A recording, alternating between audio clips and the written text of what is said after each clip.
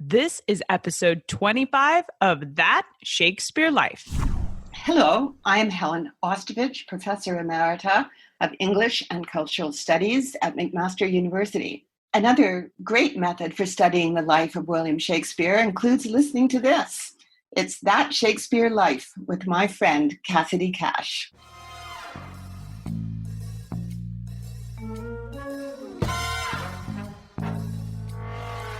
Between the fall of 1597 and the spring of 1603, they seem to have kept their focus on London and the court.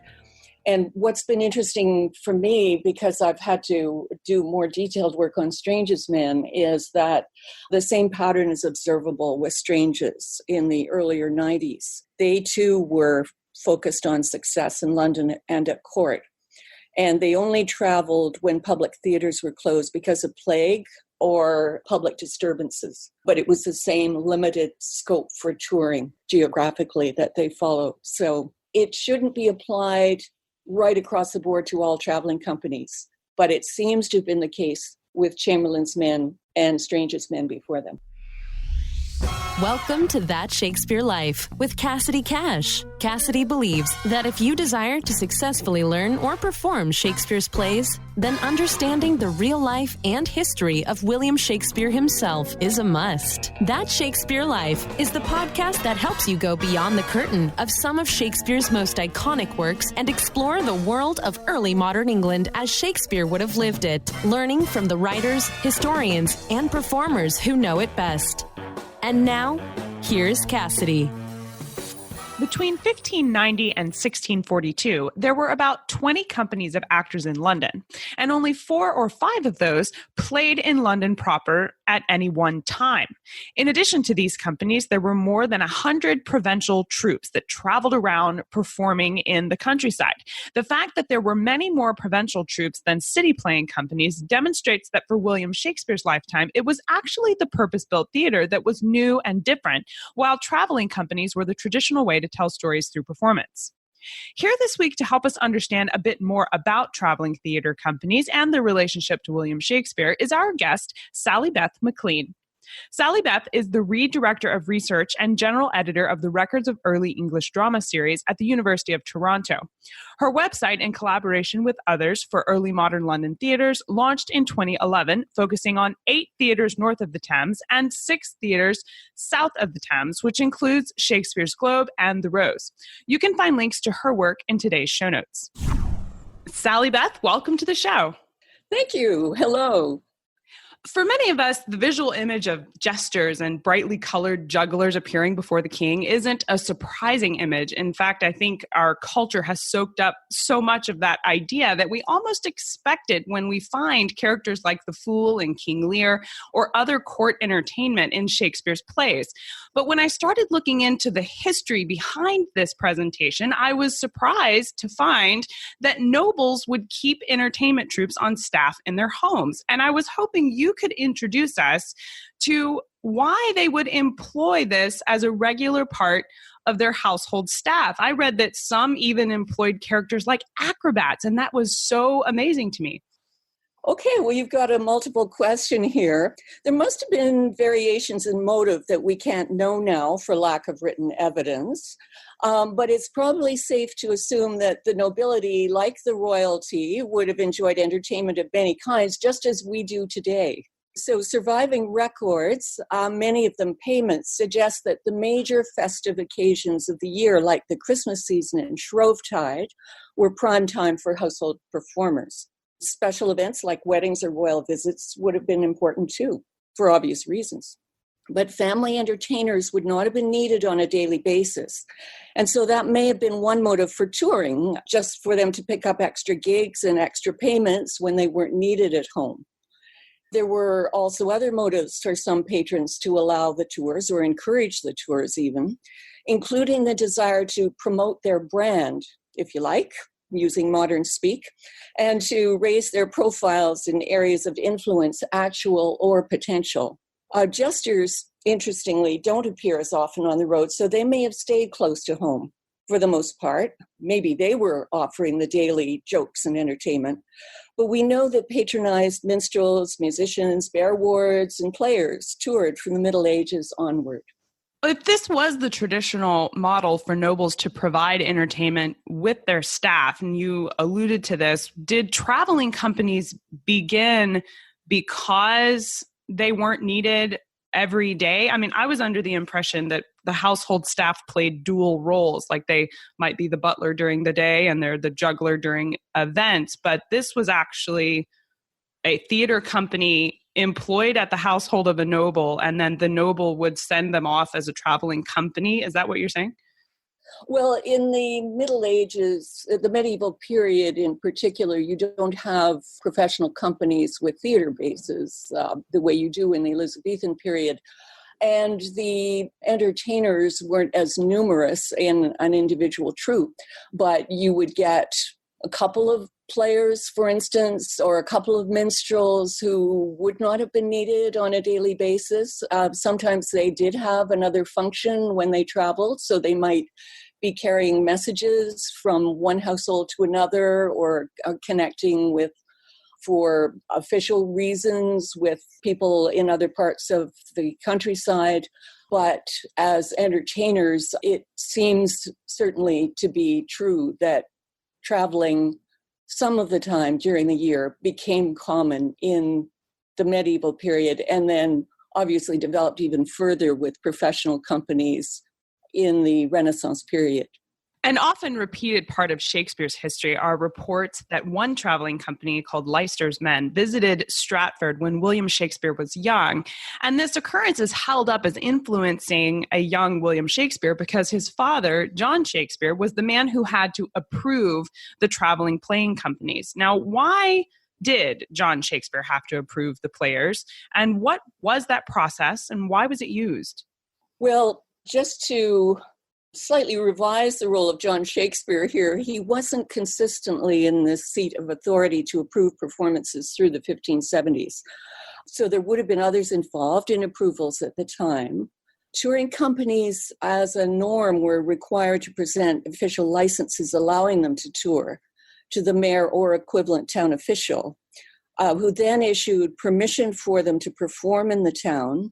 And that typically started with a command performance before the mayor and town council in the town or guild hall.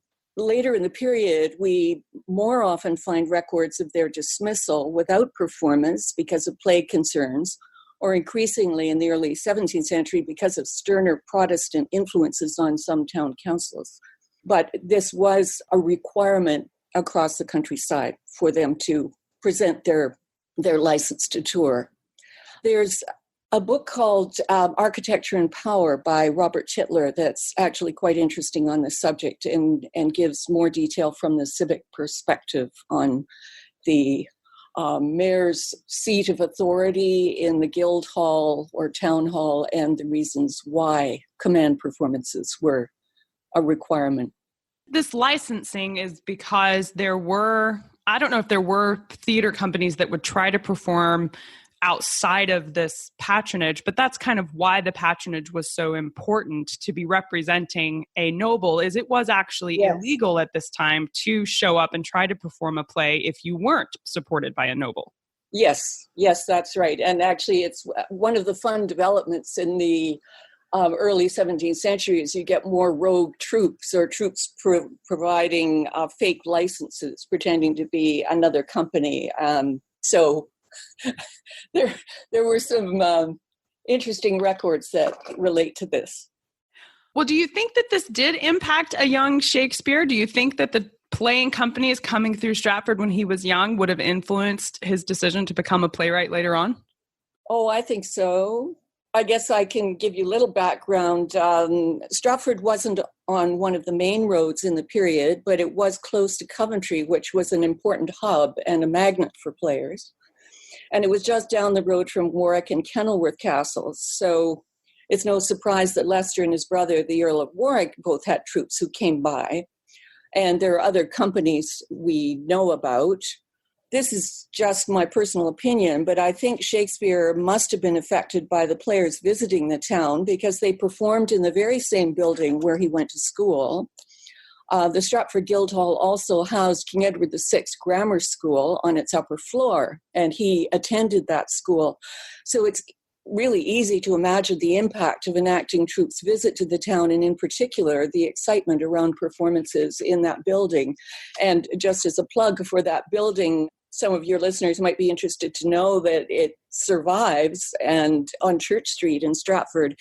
And there's a wonderful essay collection that was published in 2012 called The Guild and Guild Buildings of Shakespeare's Stratford, edited by Ronnie Mulrine. And that's got a lot of background on various aspects of a building that Shakespeare knew very well. Oh, that's exciting. So we'll be visiting that spot next year. We're taking a tour group over in September, and we are visiting that. But I didn't know that about it being the same building, that the performances happened there where he went to school. Yes. That's incredible. Isn't that a fabulous resource, especially for touring players of the 21st century?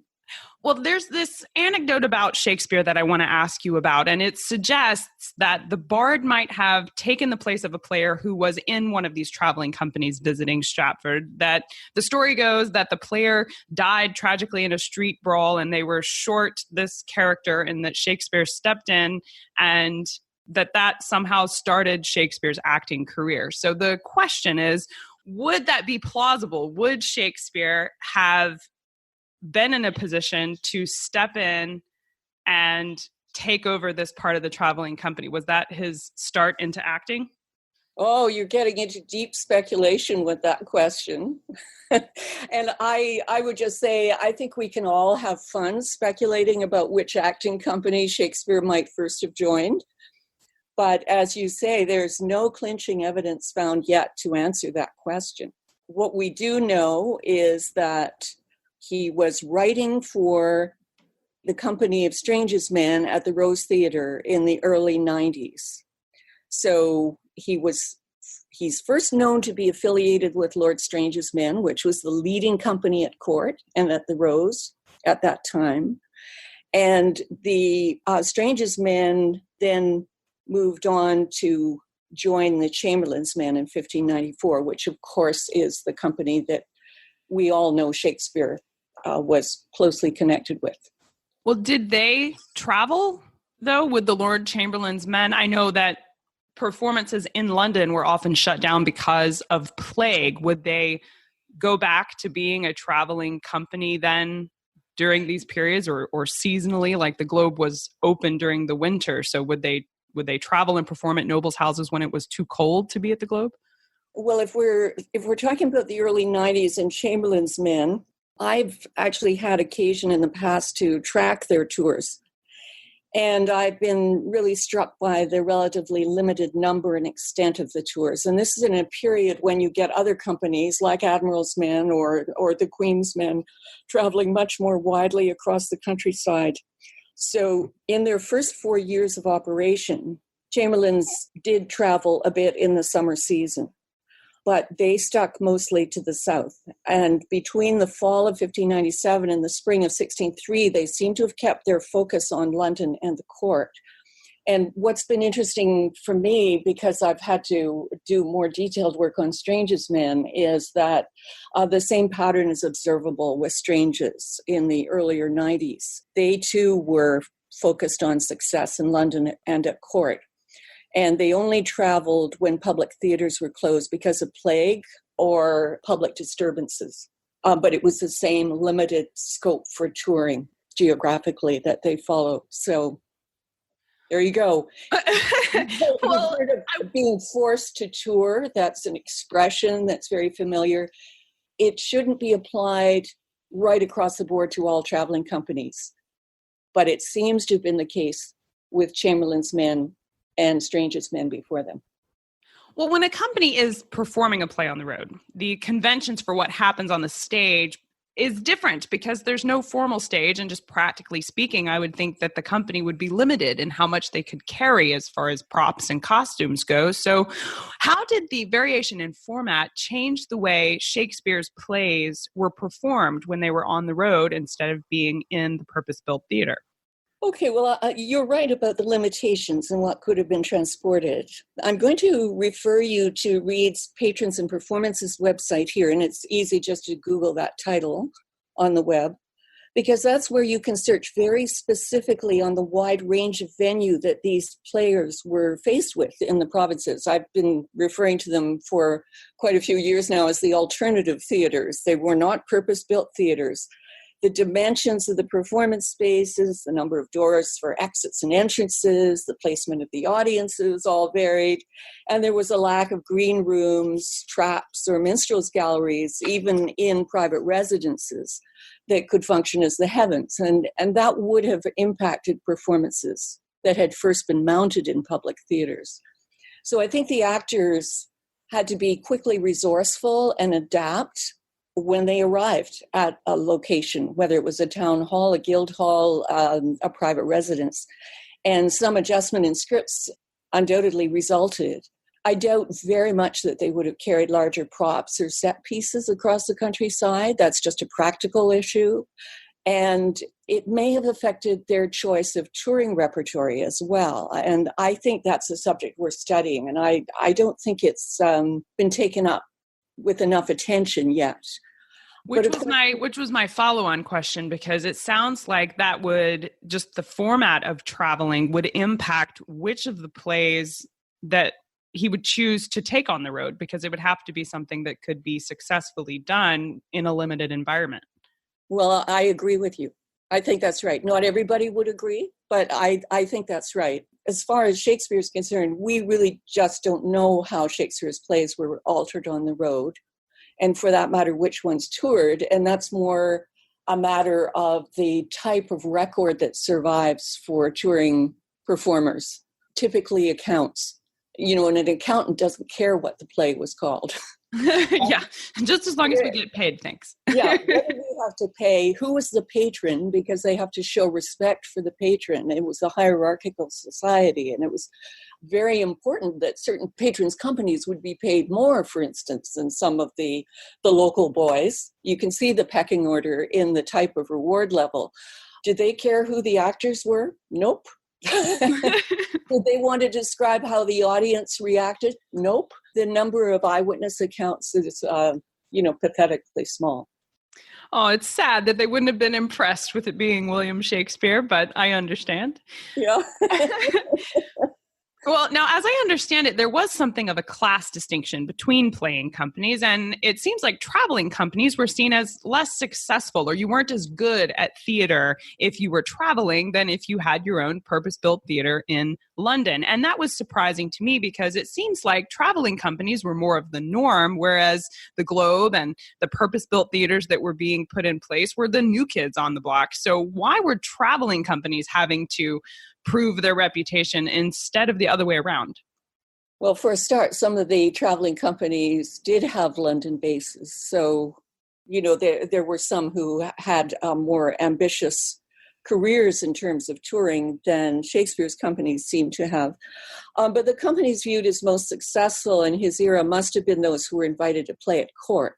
And those who found a base in London had to develop their repertories and enter into competition for city audiences. So that must have sharpened their talents and given them easier access to gifted playwrights.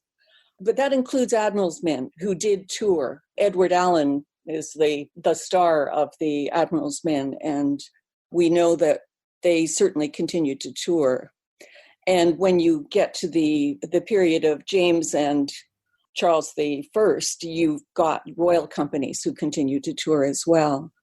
In the 1570s and 80s, and even in the 90s, we don't actually know which companies were using some of the public theaters. So there may have been companies that we think of as touring companies in that period who actually were playing in London as well. But we know primarily from Henslow's diary which companies used the Rose. We don't consistently know which companies use the Curtain, for example, or One of my favorite obscure ones is Newington Butts, which is, further from Bankside, south of the Thames, or the Swan Theatre. I mean, so who knows who was playing there most of the time? Oh, I quite often wish more people had been as fastidious as Philip Henslow to make things so much easier for learning what happened and what didn't. Isn't that true? What will you give for another diary? Either an acting company with a player who happened to keep notes as he traveled across the landscape, or another theater manager like Henslow. We can hold out hope that one day we'll discover one. Exactly. Well, now, William Shakespeare seems to have been able to establish himself as successful and in high-ranking status theatrically and at court, while some other companies like Worcester's Men wouldn't gain official permission to perform in London until 1602 and struggled really viciously. And you alluded to this a minute ago, that perhaps the difference in reputation is simply a matter of what knowledge we have and haven't yet discovered. But why do you think it seems like William Shakespeare's track to success was so much easier than some of the people who were trying to do the same thing right next to him? Well, of course, partly you've got the fascination with the bard in play here. So we all know more about what went on at the Globe and Blackfriars and William Shakespeare. People are really fascinated by Shakespeare's companies, the Chamberlain's Men and that became the King's Men. You mentioned Worcester's Men, and actually there again, do we know that Worcester's never performed in London before 1602? I don't think we do know that. As you say, I've referred to the lack of records. We don't have somebody sitting who sat in the Curtain Theatre who was recording on a daily basis what was performed there and who was performing. So there was no Henslow there, but the theatre continued to be open despite the attempts of authorities to shut down an excessive number of playhouses. In the late 90s, there were two that they hoped to continue to have function. But the others didn't close down. I mean, we know that because they continue to be referred to in the records. We know that Worcester's toured widely. There were venues available for them to play in London. And the fact that they were adopted as one of the royal troupes patronized by Queen Anne in 1604 suggests that they must have been among the best of the era. But as I was saying earlier, Shakespeare seems to have begun his theatre career writing for Strange's Men, the leading company in London and at court. And he then joined the Chamberlain's Men, who inherited some of the talent of Strange's. And that company, as we know, continued to flourish with brilliant writing and acting talent. So he began his career with players performing at an exceptionally high level. Well, earlier we talked about one of the practical conventions of a traveling troupe performing, with the references to props and costumes and how they would have managed some of that. But I want to ask about another practical aspect of traveling companies, and that's the idea of music. The productions were traditionally very closely connected with music, playing a strong part in Shakespeare's plays, even after he was performing at the Globe or the Blackfriars. But I wondered how that would work if you took the play on the road.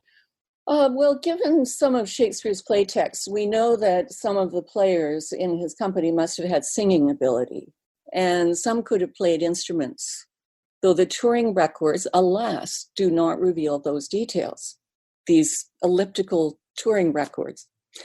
In a few instances, we can trace the appearance of musicians with actors on the road.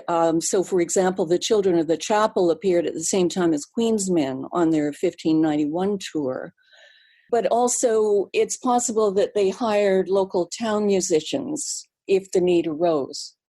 But for the provincial touring, we just have a dearth of concrete evidence for what happened.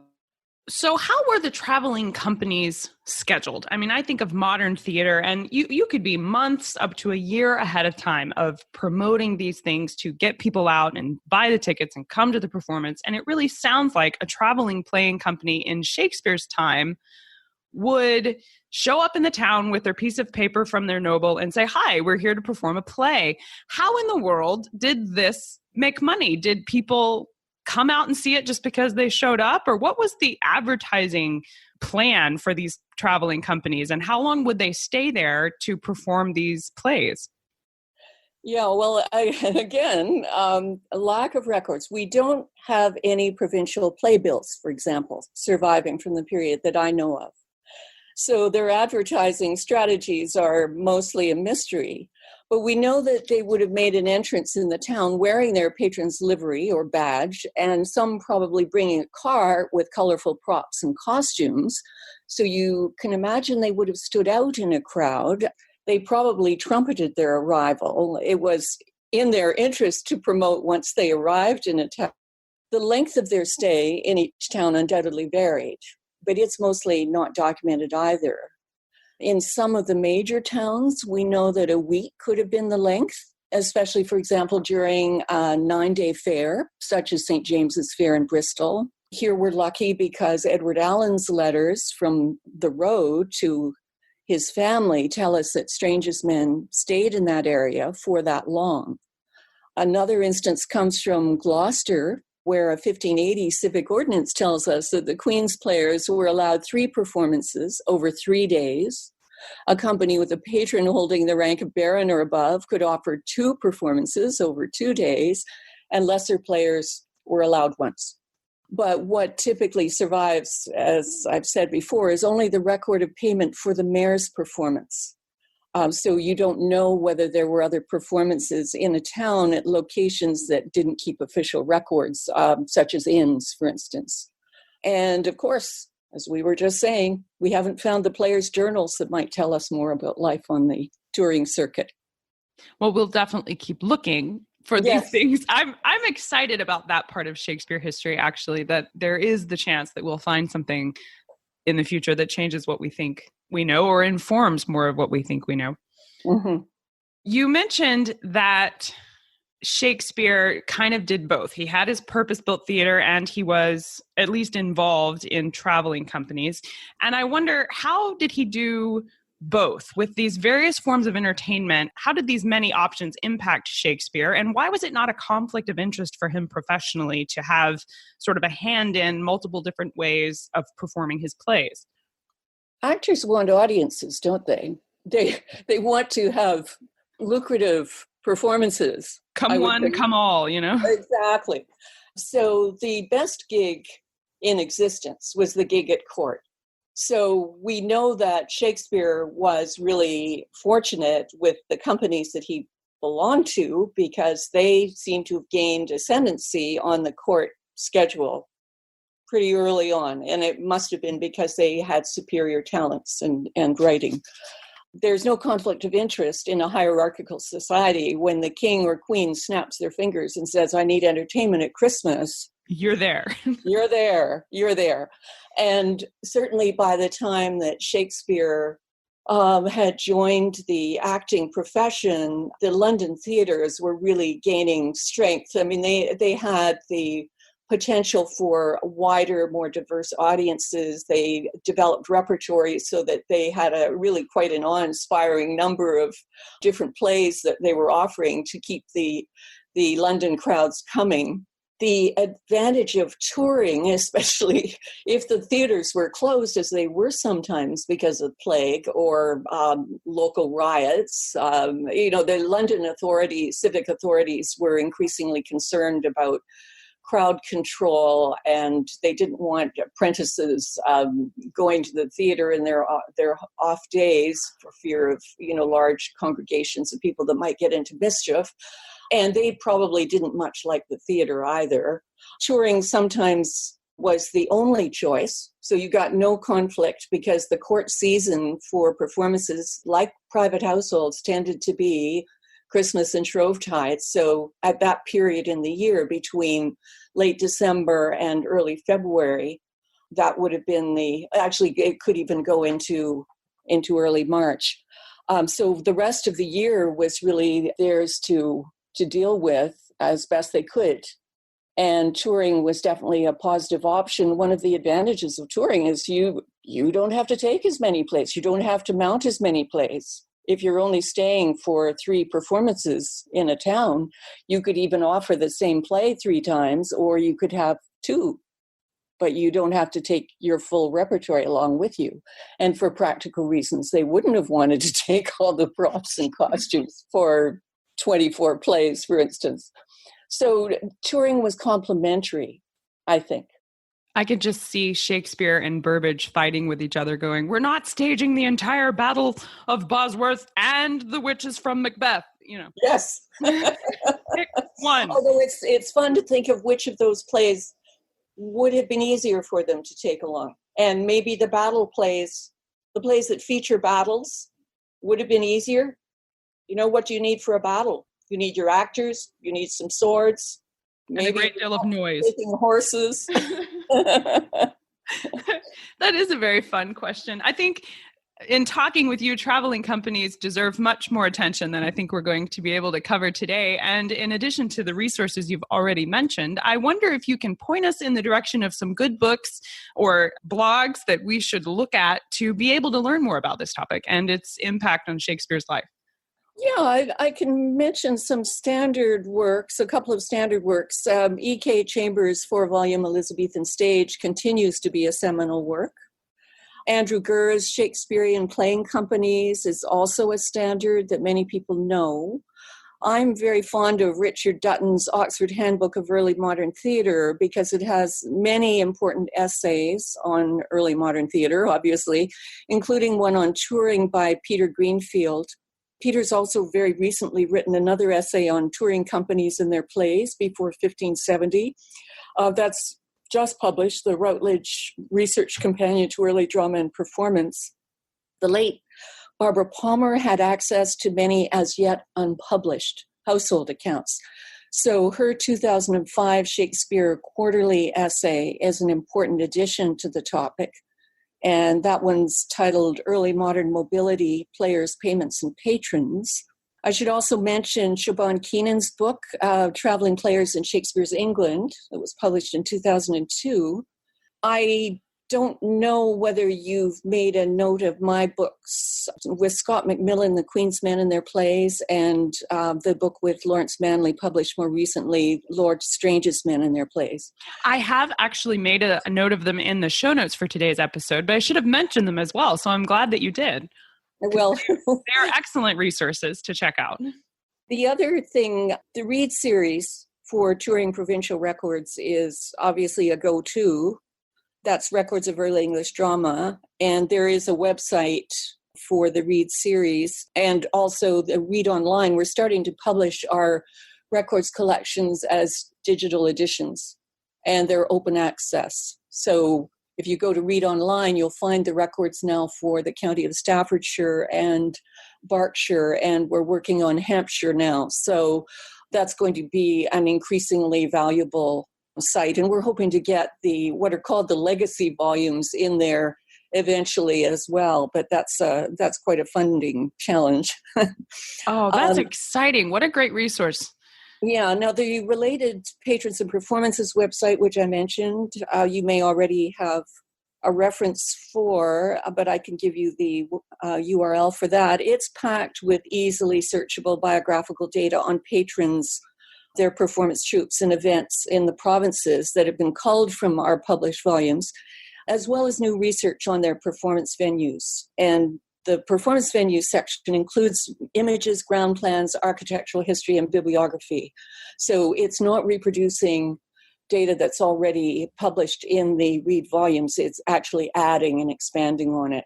So the hope in providing that resource was to also provide inspiration perhaps for contemporary players, that is 21st century players and acting companies, to see the diversity of alternative theaters that were faced by actors in Shakespeare's era. Oh, that's excellent. Now, what is the URL for that one? That is read.library. This is all lowercase. read.library.utoronto.ca with the HTTPS : / in front of it. At the front. Sure. We will link to that from today's show notes and definitely check that out. I know I learn best from diagrams and pictures, so I want to see that for me personally, and I know many others will as well. Now, we ask this next question here at That Shakespeare Life to all of our guests, and it is, what is your 1 to 2 titles you would take with you on a deserted island if you could only take 1 to 2. And I am told by my friends in England that I am supposed to allow you the complete works of Shakespeare and a copy of the Bible. So in addition to those two. Well, odd that you're allowing that. I'm going to be a bit of a contrarian. I don't have an absolute favorite book. My first thought on seeing this question was that if I happened to be cast up on a desert island, I'd probably have my iPad, not a book along while traveling. That's pretty smart, yes. Yeah, and I was thinking, and that's giving me endless scope. And then I remembered that, of course, the lack of Wi-Fi or an outlet would ruin my options very quickly. But if I were deliberately packing for a desert island experience of uncertain length, then in your context, I would undoubtedly choose the complete works of Shakespeare. Given I love that. Of humanity, the breadth of experience, the richness and variety of the plays, et cetera, that would make rereading rewarding and revealing in new ways. But then I also thought, I'd need something more lightweight. So maybe the works of P.G. Wodehouse. Excellent choices for sure. Well, what's next for you? What are you working on now that you're excited about?